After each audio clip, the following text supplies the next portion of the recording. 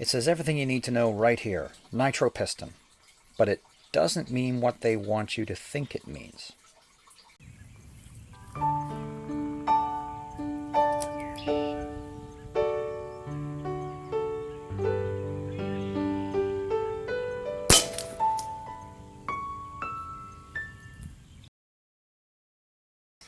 Welcome back to Canic Air.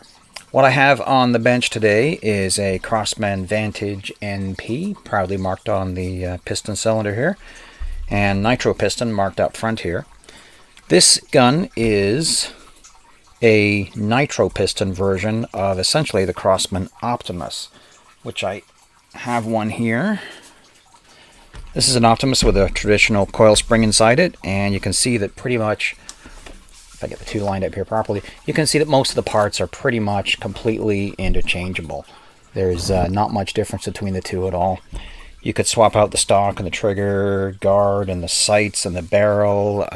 Everything would be interchangeable, except inside the NP we have a Nitro Piston, which I have to admit I always thought was a really cool technology. I remember reading about the early Nitro Piston guns from Theoben, I believe, were one of the first companies to really exploit that technology in an air gun. And I remember thinking, wow, that's pretty cool.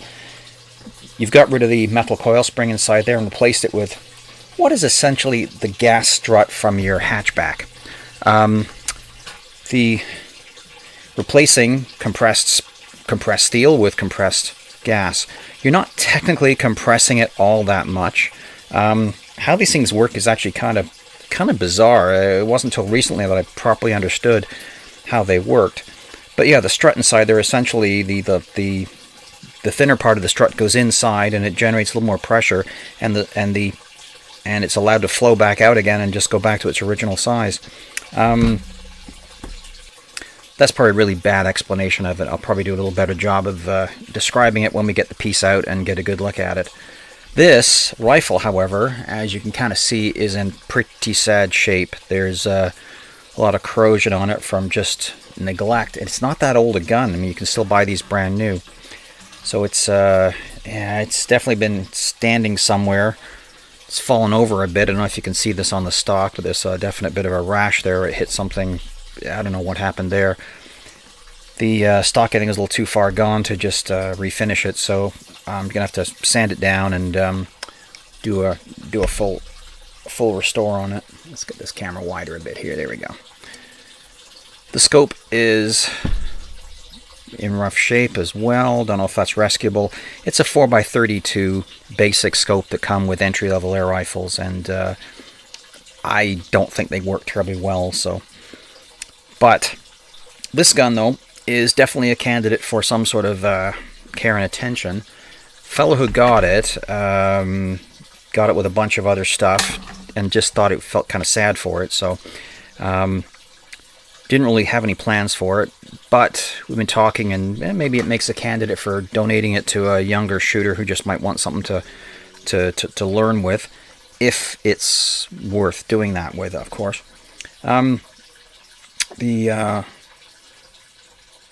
The main thing is to figure out first off if it shoots. I fired a couple of test shots with it, and it did do that. So what I'm going to do right now is fire it across the chronograph and see what it is or isn't doing, comparing it to a Crosman Optimus, which is the full power version of the Optimus for the Canadian market, and just see how they compare. This is supposedly, if you believe the marketing stuff, it's a 1200 foot per second rifle, which maybe it does that with super lightweight plastic pellets, but this is not that big a gun in the grand scheme of things. There are much larger air rifles that struggle to meet that kind of power level. But so I'm guessing it's probably with ultralight pellets. What it does with real pellets, we'll see. Let's give it a shot and see what we can find out. Okay, so let's take a few shots over the chronograph. I apologize again for the sound of dribbling water in the background. It rained heavily last night, and my sump pump is trying to catch up with it all. Just going to try, let's try 5 shots with the Crosman Optimus as a benchmark for what a gun of this size and shape can do.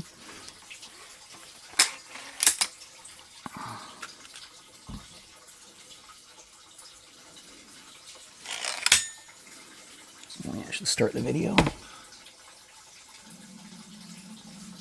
Okay.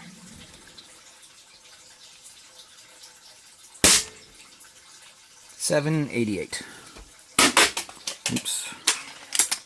Just dropped a tape measure.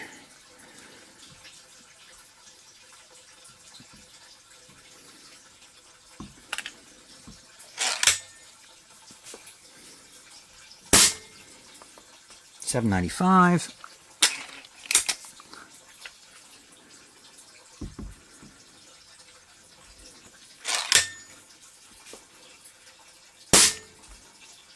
$7.94.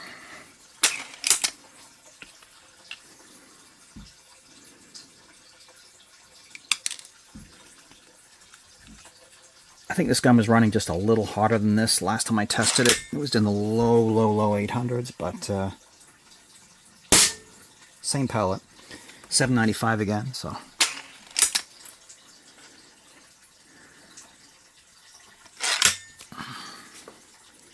And these are an 8.2 grain training grade Chinese wad cutter. $7.95. So that's pretty darn consistent. So for a spring piston gun that sells for a pretty reasonable price when you get them on sale, it's not so bad at all. Now, if you spent the extra money to get the Nitro Piston gun and then left it in a shed for a couple of years, what do you get? What are you going to get out of that, I wonder? Okay, 5 of the same pellet. Wow, that's really stiff to cock. I think that's just a lubrication issue. So I note that the barrel comes all the way around to here, so it's definitely got a regular length piston for a full stroke, so they haven't short stroked it or anything like that. $7.59.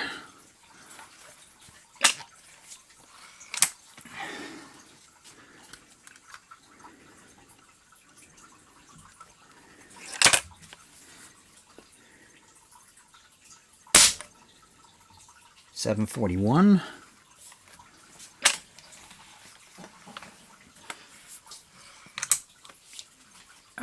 Any stories about these things being easier to cock are not entirely true, but who knows? Maybe cleaning and lubricating it might help a little bit.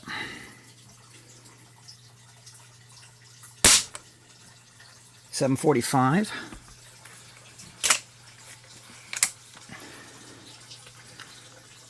No complaints about consistency, so.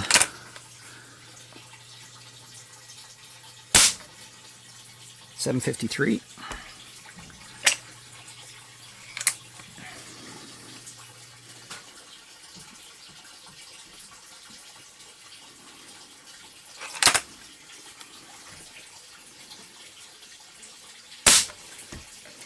So there you go. That one went up to 772, so that's interesting.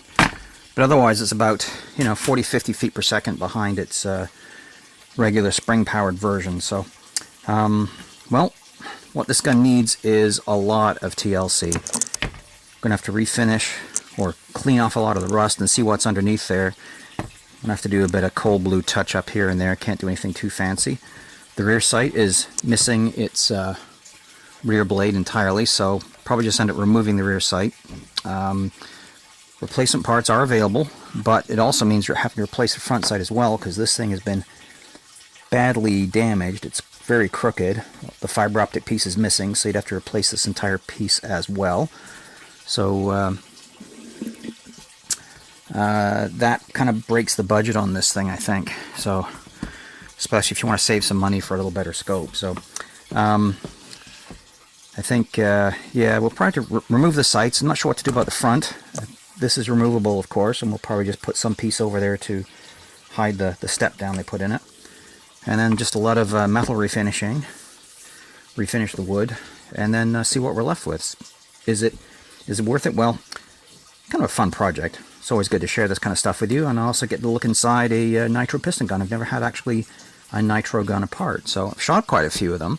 I really like the Diana 340. That might have been about the best Nitro Piston gun I've shot so far.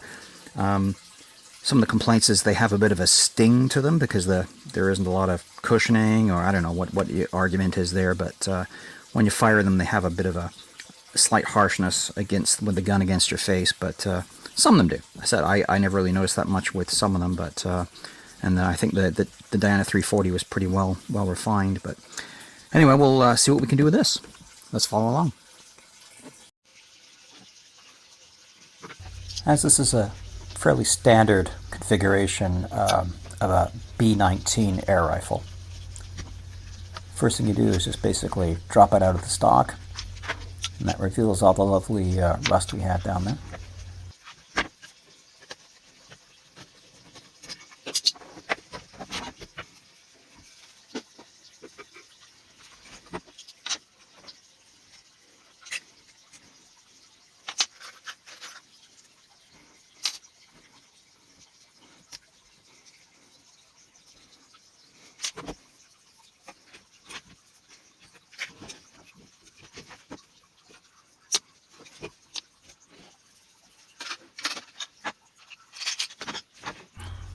This is the anti-bear trap safety, so that the gun can't be fired if the barrel is open at all.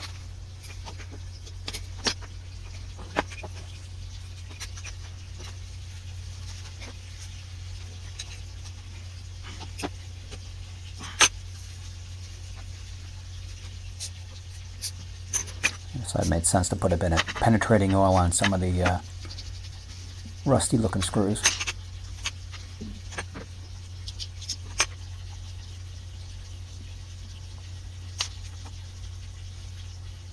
This rear sight assembly is pretty much done for, so that won't be going back on the gun.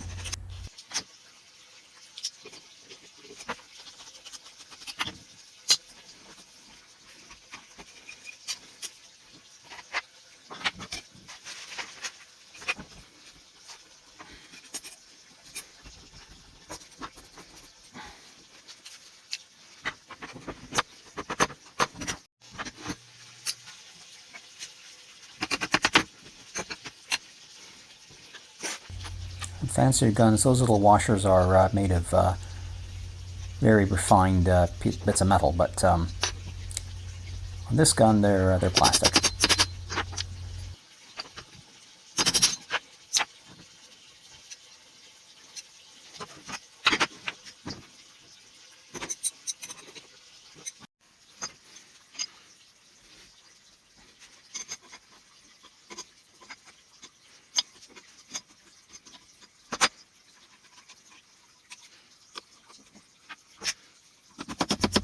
That's not coming off, not until the back of the gun's out.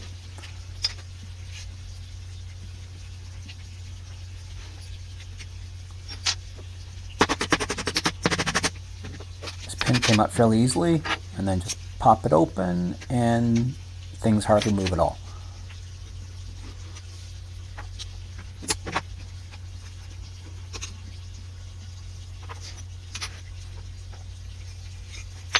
And there it is, the gas piston itself. And then the actual piston, which is for compressing air for the pellet.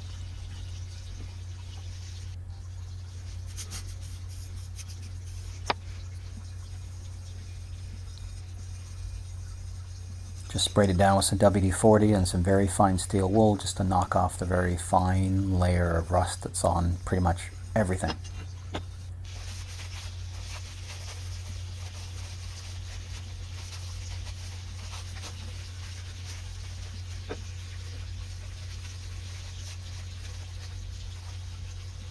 Everything will get thoroughly degreased and cleaned later as well, of course.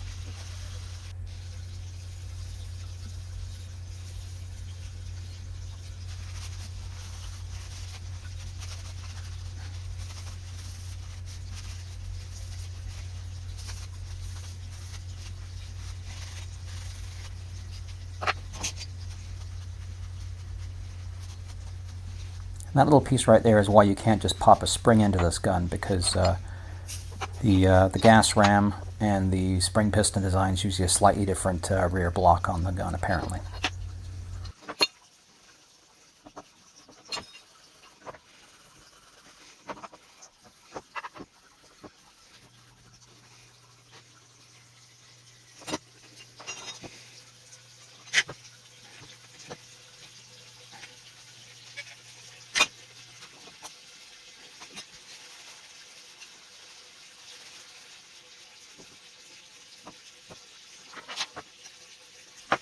Just realized that part is held in by the hollow bushing that goes through the barrel block.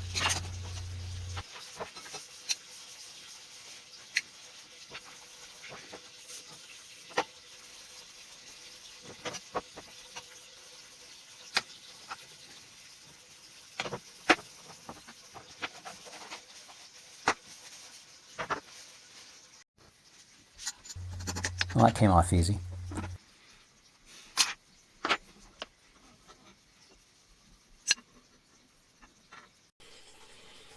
Well, our Crosman Vantage is all apart now, and this is the heart and soul of what makes this gun this gun. This is the Nitro Piston, which takes the place of, in say, a Crosman Optimus, a spring, something like this. This is a Crosman spring, the strongest one they make. But you can see you can flex this a fair bit. You give it a little bit of a squeeze, not by much. This thing is just absolutely solid. I can put this on the ground and lean on it with all my weight, and it just doesn't budge. So that just goes to show you how efficient the leverage is on a pulling down on a barrel on a brake barrel gun. You can compress something as impressively as this. So, as I said, this is a Nitro Piston, and the gun has that magic badge on the side that says Nitro. And every teenager would recognize that Nitro, is a reference to something amazingly powerful, like, nitroglycerin, of course, and a powerful explosive. If they know much about firearms, well, nitrocellulose is an ingredient in modern gunpowder. If they're into drag racing, well, you might give your car, your V8 engine, a boost with nitrous oxide. Or run a top fuel drag straw, nitromethane. Nitro, yeah, big, powerful, explosive stuff. Except that in this instance, nitro just refers to good old boring nitrogen, which is what this cylinder is pressurized with. It's a fairly inert gas, not quite inert, but it doesn't react with much. Isn't corrosive like oxygen. Doesn't explode like hydrogen. So, yeah, it's a great material for a compression device like this. These are really clever. They don't quite work like you think you do, or like I thought they did. You think of compressing it, that you're just basically squeezing the gas down to a high compression here and then letting it go back. That's not how they work at all. The gas is free to flow on either side of the piston that runs up and down because the piston's got holes in it. It's just that when it's compressed all the way in, you've taken up some space with this shaft, and the pressure has gone up slightly, and the gas would rather be on this side of it than this side, and it punches it back out again. Same things that work on the struts on your hatchback in your car or under the hood. This one doesn't have any lugs on it for attachment points, say on the ones in your car, but otherwise the technology is pretty much the same thing. And it goes up inside the piston like so. And because it's not a spring, it doesn't have any sort of the vibrations and rattles that we associate with spring piston air guns. As you notice, this thing just fits in there as well. This is the same part. These are I got some extra piston seals for Optimuses and things like that. I could replace this one if I thought it was necessary. It doesn't look in too bad shape aside from the discoloration, so probably just leave it. This gun's in pretty iffy condition, so I don't want to lavish too much attention on it. But yeah, these parts are almost interchangeable with the spring piston versions. This end apparently is a bit different from the one they use on the spring piston guns. So it isn't just a straight swap out. There are a couple of changes here and there, but you can, with enough parts, you can, not very many parts, convert a spring piston Crosman to a nitro piston Crosman if you wanted to. And people have done that for various reasons. The one advantage to the gas piston is that supposedly you can leave them cocked for any length of time, and they have no, they don't fatigue at all from that. Whereas supposedly springs do. There are people who have debated that as well. But these things, of course, can remain compressed as they do underneath the hatchback of your car or your hood. They squash right back down, and they're fine. Again, the pressure hardly hasn't gone up much in the piston at all, so it isn't like they're being compressed. So anyway, this is in really great shape and looks like it works fine, so we'll be putting that back in the gun with any trouble. This is a trigger mechanism from the gun. It is the standard one they use in guns like this. It has a big fat safety there, which puts right in front of the trigger, which always gives me the willies. But yeah, it's always a good idea to put a safety inside the trigger guard. But there it is. These triggers are known for having a fairly long pull. I've got the adjustment screw dialed all the way in there. It doesn't seem to make much of a difference. And you can still see the sear surface here has to move a fair distance before the trigger releases the piston. So, yeah, they're fairly creepy. And there's no two ways about that. They don't have all the little teeter-totter mechanisms in there that the fancier triggers do. But they're simple, easy to make, I guess, and fairly safe. Getting a closer look at this front sight, I realized it's actually been melted. This is actually evidence of heat melting, so this got damaged pretty seriously. Getting a new one, I say you can get them, but you know, by the time you've added up you have to get a new rear sight as well. If you're going to use that, you have to need something to go in the back. So this I think I'll just delete, get rid of it, and this, I don't know, I might clean up the edges of it a little bit and just create you need a little bit of a cap on the end of the barrel, so that's probably what I'll just end up with there. So the cleanup continues, and I'll be getting ready to put it back together pretty soon.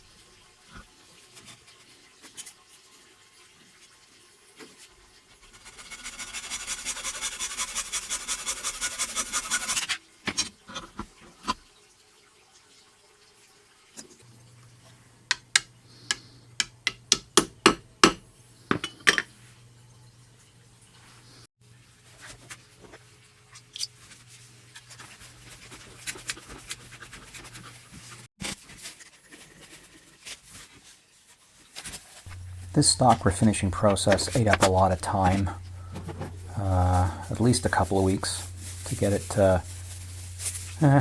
back to looking half decent. This is the typical I call sprayed on finish. It is just literally a varnish and stain all in one, just to kind of hides a lot of the sins of the wood. When I did get the scrape the old finish off, you discover a lot of blemishes on the wood. There's some dark spots that just want to absorb stain darker than other areas. It was a bit of a challenge. So, and of course, I had to sand down a lot of the areas where there were deep gouges in the wood from where it had been dropped and dented. Dents you can get out. These were literally gouges, missing material.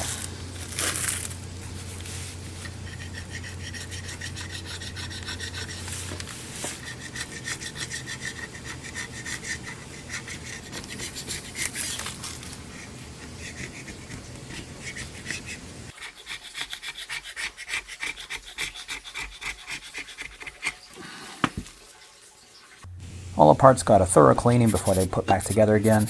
I did do a little bit of cold bluing on some of the surfaces on the barrel and where it wasn't needed, but yeah, the inside of the piston tube gets thoroughly cleaned.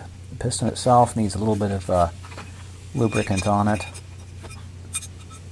You try not to get anything in front of the piston seal because it will end up just burning off and dieseling, so which makes for some very exciting initial chronograph readings, but when things settle down, you're back to reality, so it's best to keep everything nice and clean.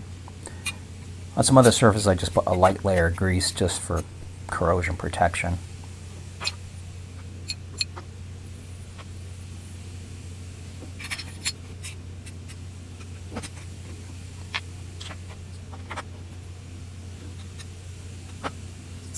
Honestly, I don't know what the heck I'm doing here.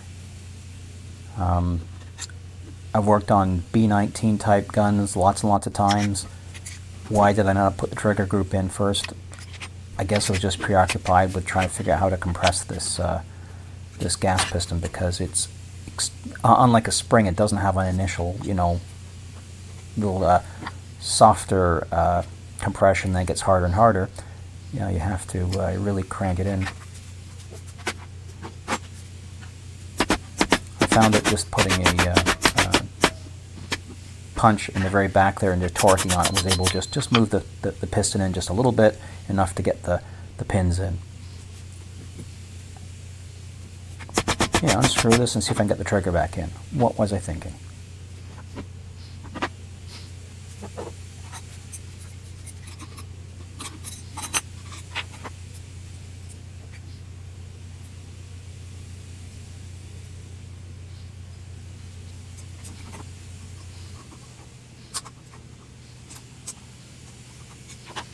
Okay, so all comes apart again.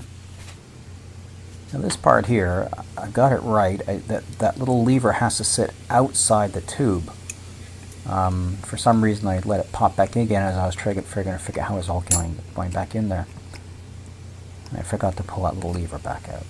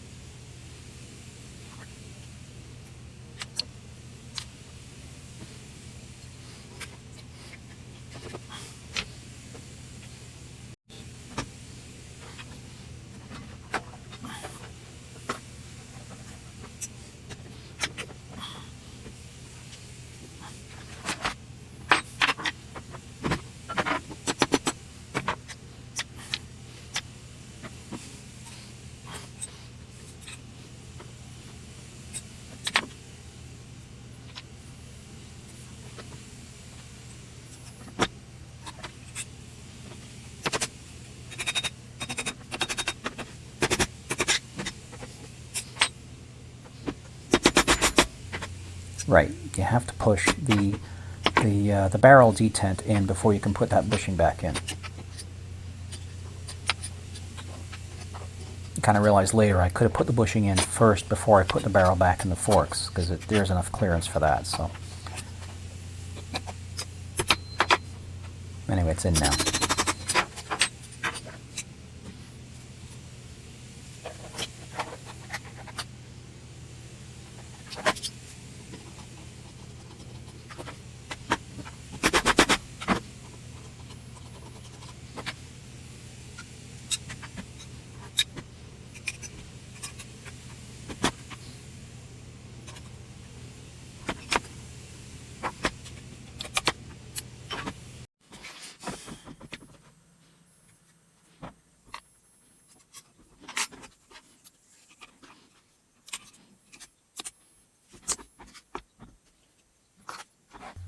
I had to go back and review the disassembly video to remind myself how this little spring went back in.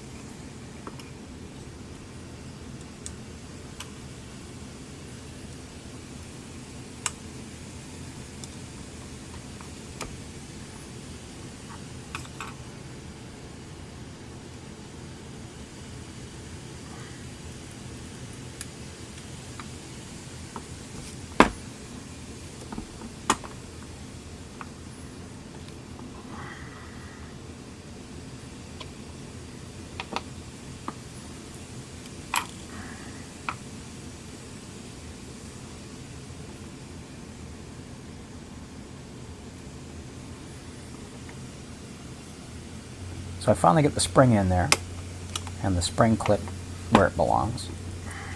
But I've made two mistakes.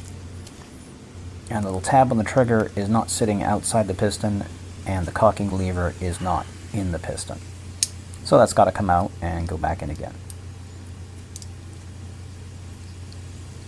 Now in the past I found that using like a zip tie tied around this part when you're guiding it in works, but I couldn't find any small zip ties in the workshop. Pipe cleaner didn't work, so just wrap some brass wire around it. Got the trigger pack into place with the tab sitting outside the piston tube. So just the sear, which catches on the piston, is inside. And there's a trick of trying to get the brass wire back out. Took a little wriggling. But there we go.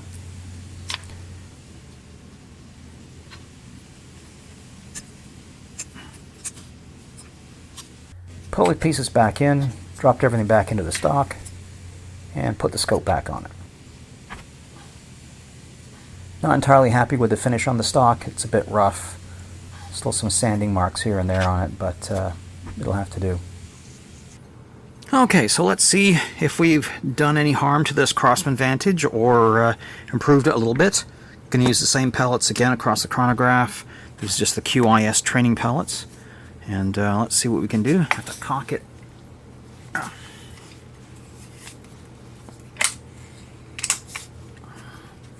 It's a fairly smooth cocking effort because, of course, you're not crunching up any springs in there, but it's not easy. Okay.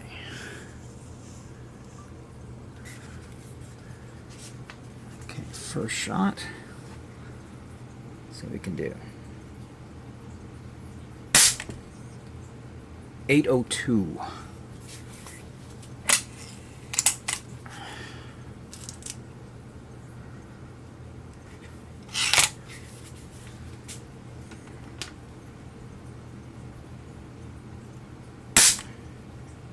$8.15.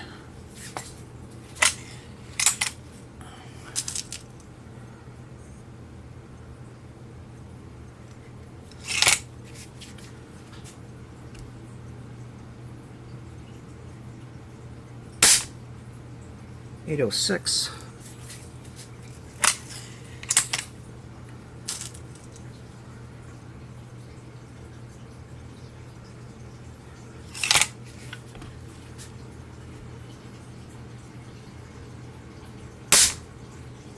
$8.04. I'm going to try one last one here.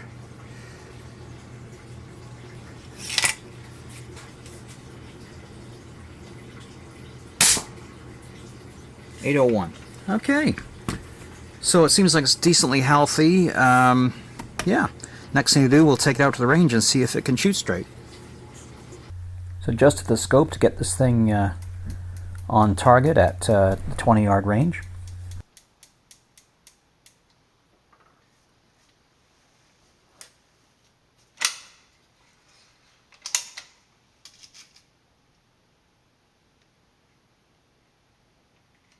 Problem I had was the scope kept fogging up a little bit, and that's not because it's cold and frosty, it's because the other thing, it's more like a steam bath. That's Ontario for you.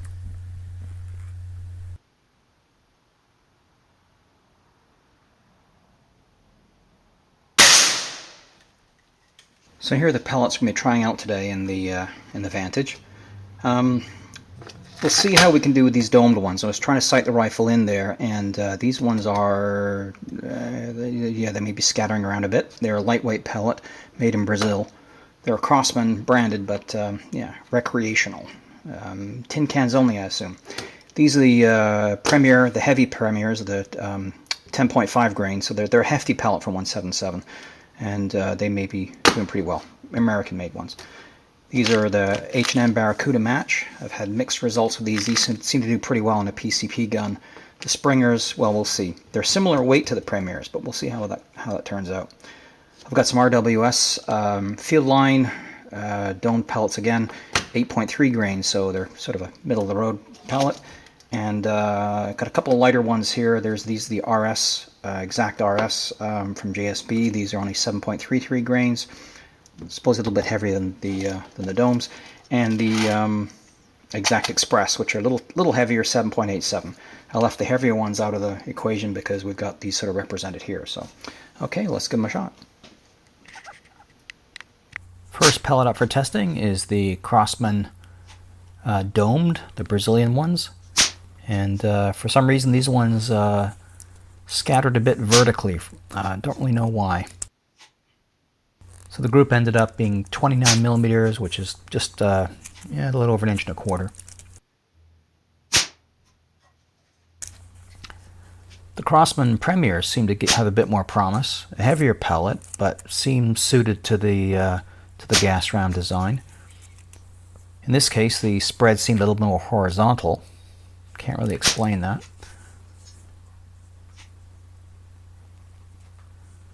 But the overall group, tighter at 22 millimeters, so just under an inch, 7/8 of an inch. Then I moved on to the RWS Super Domes. These print a little bit lower. They're a slightly lighter pellet, but I believe they turned in the best group of the day. So we got 5 shots clustered in just 13 millimeters, which is only 9/16 of an inch, so not bad at all. These are the H&N Barracuda match, so a pellet over 10 grains again, which is a little on the hefty side for 177. These show some promise because 4 of them pretty much were touching. There was one shot that was just up a little bit higher there, so which brought it out to an 18 millimeter group, but aside from that it would have been pretty smaller. So that pellet maybe do really well with that gun.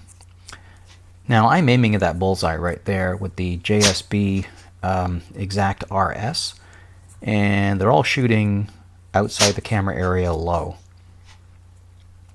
It just goes to show you you just can't swap pellets around without expecting a a fair shift in your point of impact. The group wasn't that bad, but it was definitely low. These are the JSB Exact Express, slightly heavier, 7.87 grains.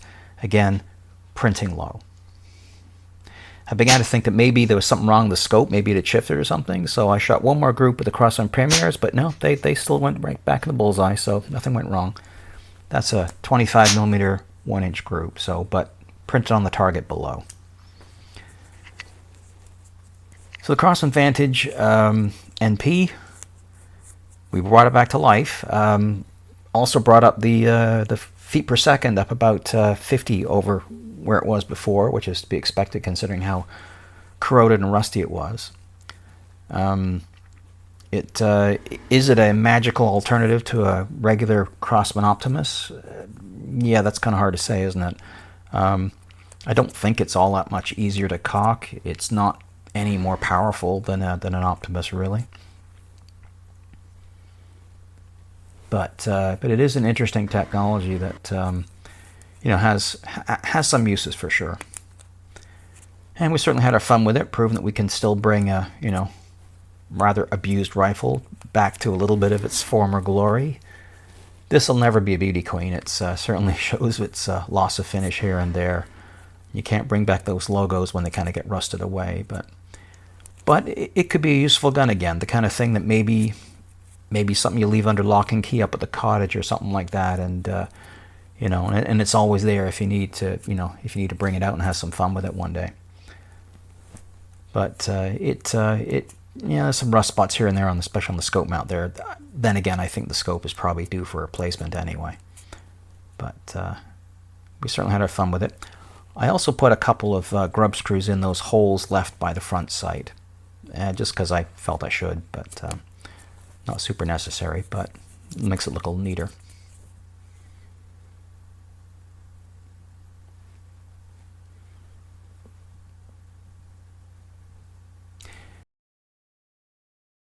Anyway, thanks for watching.